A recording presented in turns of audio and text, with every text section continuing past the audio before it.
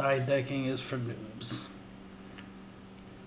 There's a lot of things that, will make somebody a noob. The main definition of a noob is not somebody who's new to the game. Newbie is a definition of somebody who's new to the game, who don't understand the game yet and they're trying to learn. Those are the ones who help learn the basics of the game, learn some advanced, concepts and whatnot, and they'll improve upon that. Noobs are people who play the game or any game for a long period of time, but they do this, the simplest, amateur thing.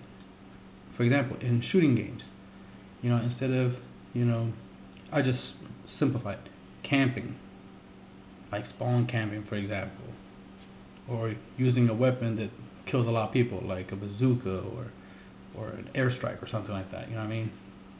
As opposed to using, a weapon and running around and shooting people, you're just gonna take the easy road to achieve something, as opposed to actually, earning it. So that's a new thing to do, is take the easy way. Instead of,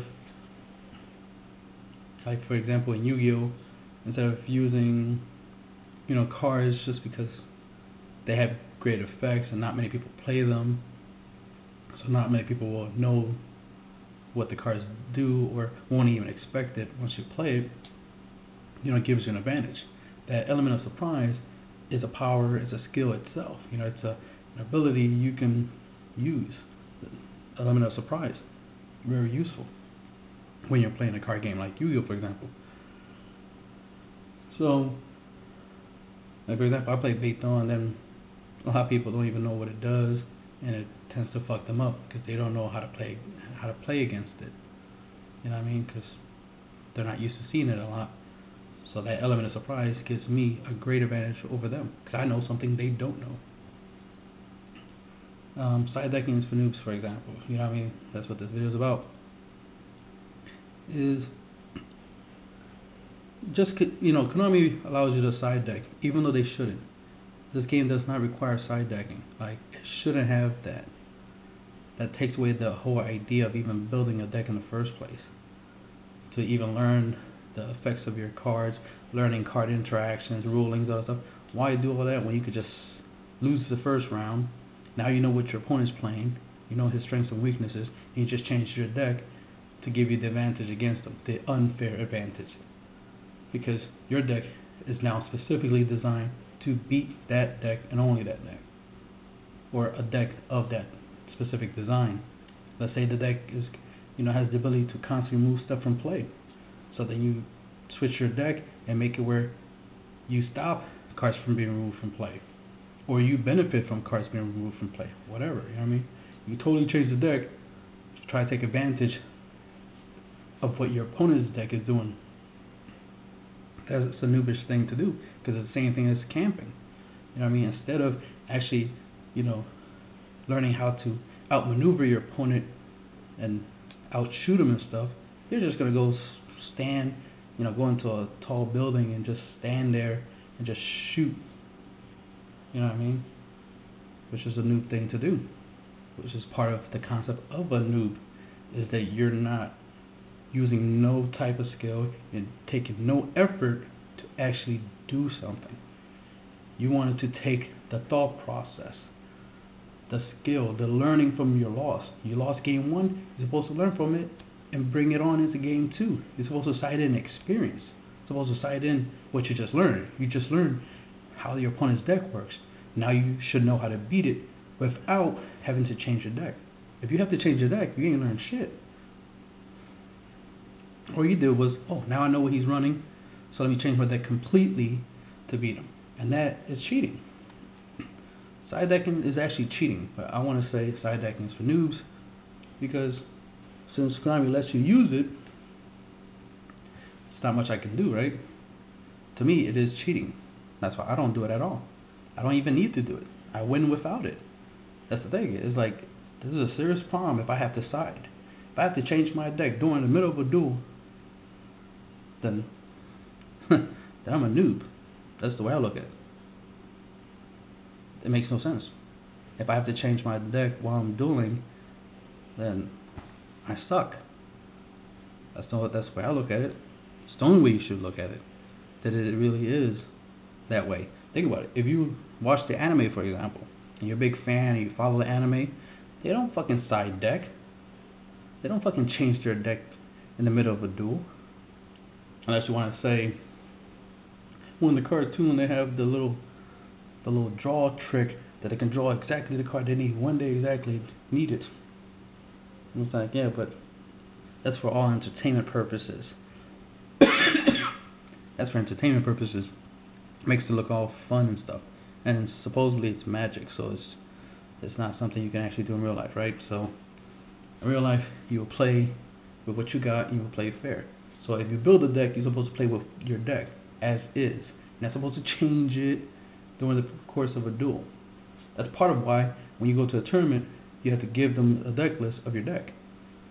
Granted, they do let you have the side deck, which is 15 extra cards they allow you to have, so you can change your deck while you're at the event. For tournament purposes. I don't agree with that idea at all. One, it makes things slower, actually. A lot of people will disagree, but it does make things slower because you got so many people changing decks, and it slows down the duel because a lot of the cards are just for stalling. It's just for slowing each other down. So if one person side decks to another person side decks, then this person put cards to slow this person down, and then this person put cards to slow this person down. So then it just goes down to for time. So whoever has the most life points at the end of the time wins type bullshit. It's like, that's stupid. That's not dueling. That's a waste of time. There's no point in building a deck if you're just going to stall until time it runs out and then just win by whoever maintained 8,000 life points or who gained a little life points. Like that's just stupid. The goal is to reduce your life points to 0. Or win by Exodia, or win by Final Destiny, or win by decking them out, a couple of the win conditions. That's the thing, there's more than one way of winning. You can win by burning their life points. You don't have to attack, you can just burn them. Like Chain Burn, for example. Or Infernal Tempest DD Dynamite OTK, or whatever. The point is to reduce your life points to 0.